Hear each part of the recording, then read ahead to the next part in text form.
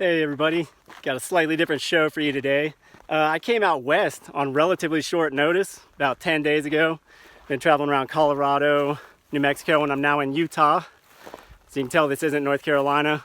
I'm about 20 miles outside of Moab to the east.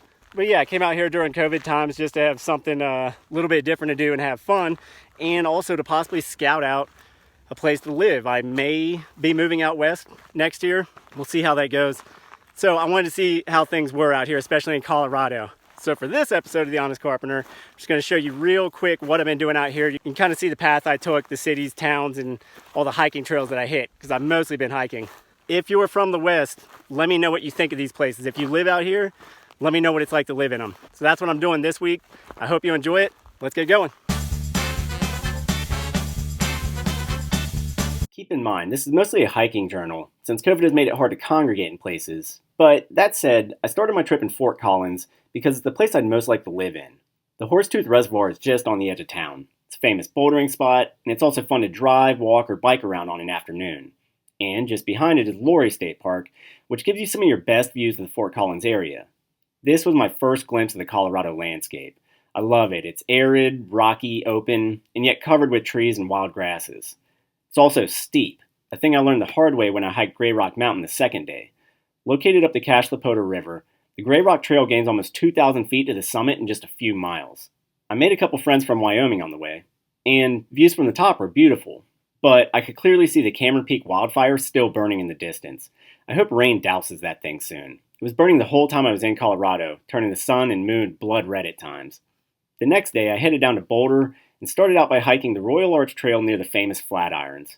Boulder, though prohibitively expensive, really is an extraordinary place. You can see the Flatirons from every part of town.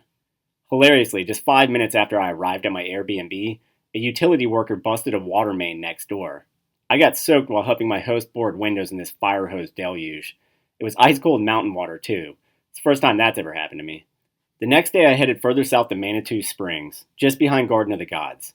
It's a quirky little mountain town, like a tiny Gatlinburg, Tennessee. The whole place is decorated with weird sculptures and carvings. It's pretty fun, though quiet at the moment.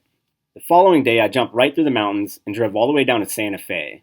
You go through a staggering change in landscapes in southern Colorado. Things flatten out severely in places and become more desert-like. Santa Fe itself is a great town. It looks as southwestern as you can imagine. If you know how to fix adobe, you could probably move down here and live like a king forever. Also, everything is elaborately painted and decorated with raw wood, tiles, and even chilies.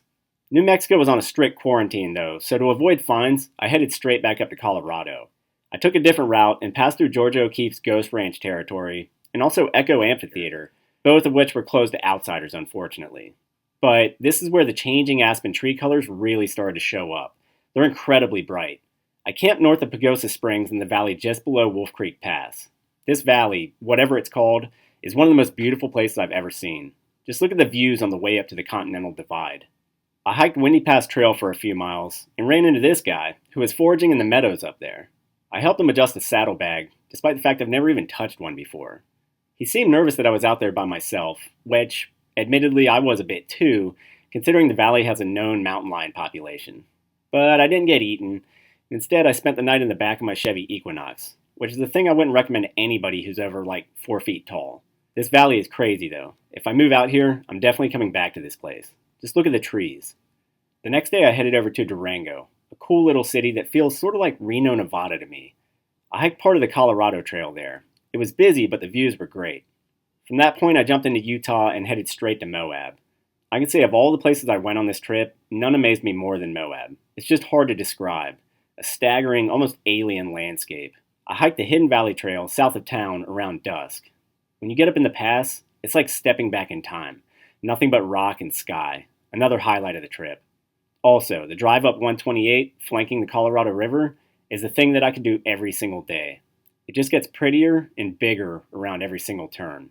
It's the epitome of what you think when you hear the word desert. From there it was on to Glenwood Springs, pushing towards the heart of the Rockies. I didn't get to spend as much time here as I would have liked. I just barreled through ski country, the place most people identify with Colorado. But it leaves something for the next trip. I popped out of Highway 6 at Golden, Colorado, home of the Coors Brewery, which you can see right here at my fingertip. I hiked the Nightbird Gulch Trail in a cloud of wildfire smoke bringing my trip more or less full circle. All told, I did something like 1,600 miles by car, hiked and walked maybe another 60, and hit every elevation between 4,000 and 12,000 feet. Colorado and Utah both fulfilled and exceeded pretty much every expectation I had for them. I'll definitely be coming back. That was it, a quick 10, 11-day trip. I've had a blast thus far, especially love seeing Colorado. Thanks for watching this week. As I said, be sure to comment below if you know anything about these places I went to, and I'm really leaning towards possibly moving out to Fort Collins sometime next year. Let me know what you think about that. I'll be back to regular content next week. Thanks for watching, everybody.